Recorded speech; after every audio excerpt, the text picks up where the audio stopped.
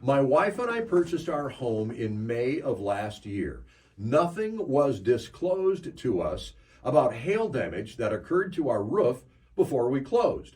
About a week after the closing, a contractor said all of our neighbors have damage, and we likely do too. They inspected our roof and said there is significant storm damage. Are we able to have the seller pay for the new roof that is needed? Great question. It is, and that's really been, this was my life in a nutshell in the last all of summer and fall, is dealing with this because we've had so many repeated storms in the St. Cloud area, right? So this is not an uncommon question. The nature, I want to take a step back and just say, what is a seller's responsibility or duty to disclose? They're required to disclose any material fact, something that may or may not adversely affect the new home buyer's use and enjoyment of the home that they are aware of. Now, the question is, was the seller in this scenario, were they aware of it? How could you not be? If it was a vacant home, you were living down south, there's a lot of scenarios. If this was in May, I'm presuming we had storms in May. Did they move out a week prior and the storm hit the day before or something like that? So there are a lot. And then you have, and not to get into this, you have storm chasers that find damage too, right? So you have all these dynamics. The key thing to say here is you need to contact the listing agent. And let me back up again. When we had these storms in May, and this is the importance of having representation, a buyer's realtor that's really acting.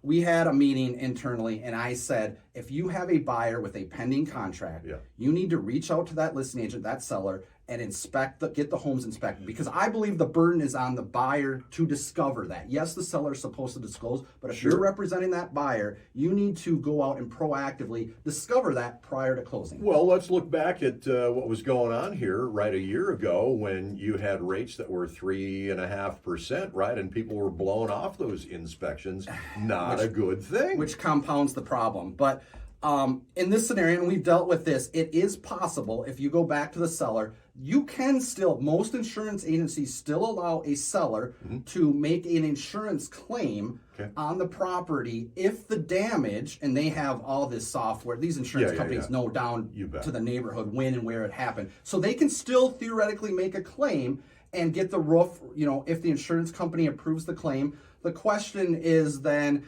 is there replacement cost? The insurance is only going to cover two sides of the siding, so you get into all of this.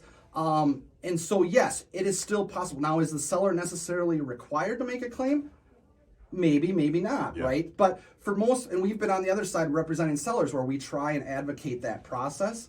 And then the seller needs to have representation in that case too, because you don't want to sign something that says, yes, we'll replace the roof, and then the insurance company says, well, we're only going to give you partial credit. Or you want to say, and this is what we advise our sellers, is we'll work with you, we'll give you whatever our insurance company approves. So it is important in this scenario, it is important for both sides to have proper representation.